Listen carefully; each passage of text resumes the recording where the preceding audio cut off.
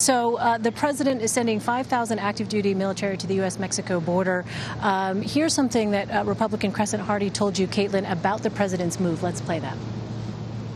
Obviously, a big issue the president is pushing in the final days of the campaign. He's talking a lot about the caravan. How do you think, first of all, what do you think the solution is to that problem? And what are you hearing from voters as it relates to immigration? You know, I think the 4 pillars that the president talked about, that was a great start. And it should have been bipartisan all the way, but it wasn't. And either side, I think, at times wants to solve the issue. They like it as a political punt, but I think it was move forward. It needs to move forward. That 4 pillars, I think, is a great opportunity for us to solve not just immigration challenges, but also national security problems and other issues that come along with some of those responsibilities that the federal government has to make sure we protect the citizens of the United States. You know, we have a large Hispanic population in this district. They want these situations solved too. They want to make sure that there's security for their families, but they also want to make sure that those that came here with no choice of their own maybe have an opportunity to have status and eventually become citizens, but not ahead of those who've done it the right way. So, Robert, let me get your take on what we just heard. Knowing the political landscape here in Nevada, what do you make of that answer? You're on the most diverse national university campus in America. And Clark County's population, according to the census, looks about what America does in 2060. So wow. It's a bit of a risk for Hardy, who has way too much of the district that he's running for the 4th in Clark. It's about 80% Clark. You know, there's obviously a divide on the meaning of the caravan. Does this represent a threat?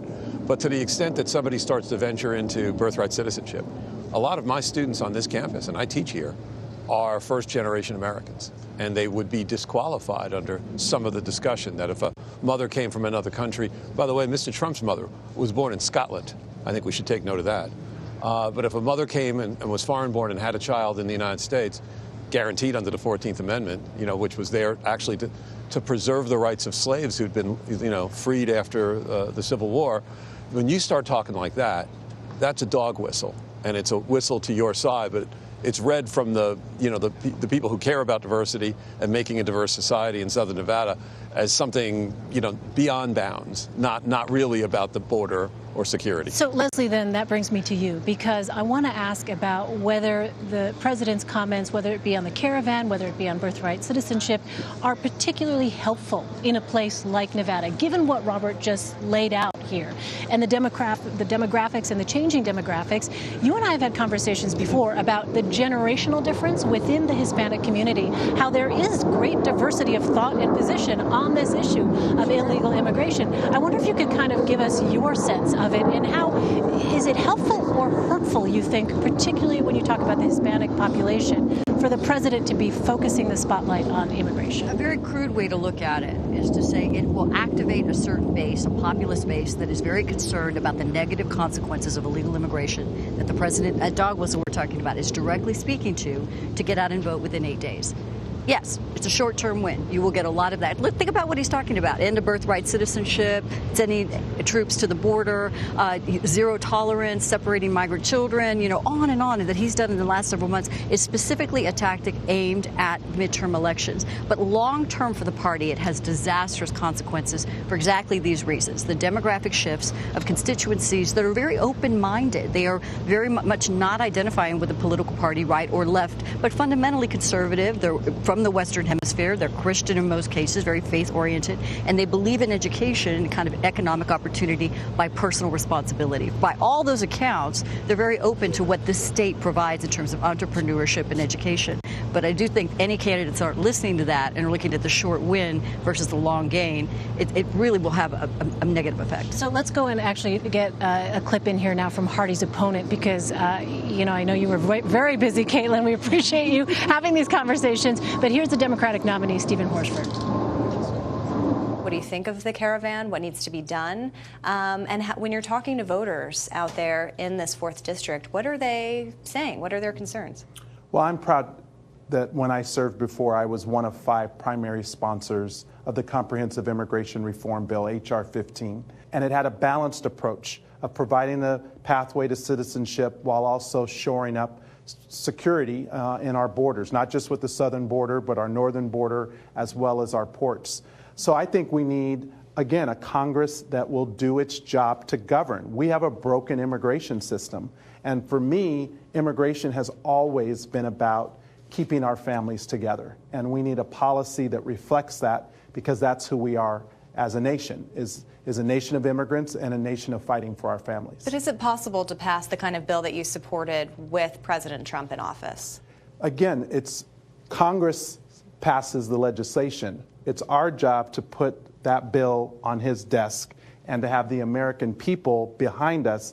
So, Caitlin, let me ask you, what should we glean from these two different answers? What do they tell us about these two candidates? Well, what's really interesting about the 4th Congressional District is both CRESENT Hardy and Stephen Horsford have held this seat before, which shows the kind of the swing nature of it. So they're both trying to make a comeback here. And I think their answers to those questions reflect the broader conversation happening in the country. And it's really interesting to see Republicans really focusing on immigration to the advice of the president when the economy is doing pretty well. And voters I talked to on both sides said that they felt the effects of that. Of course, as we know, Nevada was one of the hardest hit states by the Great Recession. And so it was very interesting to see the closing arguments of many Republicans, again, at the direction of the president, really focusing on immigration and not as much the tax cuts and the economy, where you have Democrats focusing on the border, the children at the border, and thinking that will be a motivator as well. But I'm curious to see, as the president starts to now talk about ending birthright citizenship, whether this becomes as much of a motivator that it could be for Republicans, whether Democrats in turn feel even more motivated and mobilized to come out and vote, because there still is that question that Democrats, or that concern that Democrats have of complacency, and they need some extra momentum heading in. You wanted to weigh in, Leslie? No, I'm just saying that it's fascinating that now the final closing arguments are on identity politics, which is exactly what Republicans have criticized Democrats for, as opposed to running on economic issues, pocketbook issues, which Republicans like to stand strong in terms of the platform. So it's completely reversed under the president. Yeah, you shook your head when Caitlin mentioned the economy, Robert. Why? What is? Yeah, I mean, what's it's the feeling much revived. The governor, the Republican governor, gets a lot of credit for that, and you could work off of his administration and its popularity to make the case that the state's been well managed under Republican leadership, and they're not doing that. They're going instead, they're running, against California. Did you know that only 10% of the voters in this county were born in this state? 30% were born in California.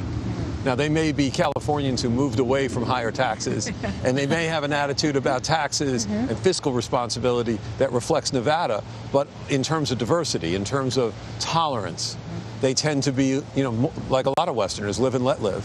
And so zeroing in on a population negatively doesn't really carry a lot of favor with them. All right. Caitlin Huey-Burns, Leslie Sanchez, and Robert Lang, thanks to all of you.